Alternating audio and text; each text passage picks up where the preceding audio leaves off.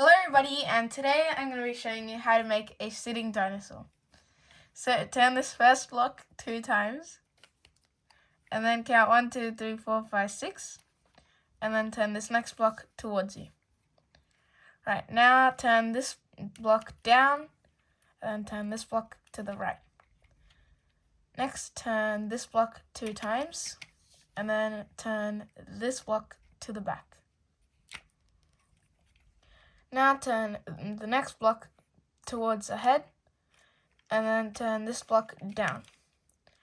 So now same thing as that side, you turn it left instead, and then you turn it up twice, and then to the back, and now here it's going to turn, so you see that grey block down there, you're going to turn that to the right. 1 second.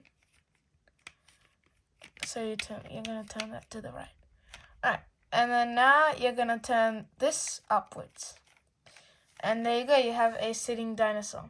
So if you like this video, please make sure to hit the like button, which is right down there, as well as the subscribe button, which is right next to it. And goodbye, see you in my next video.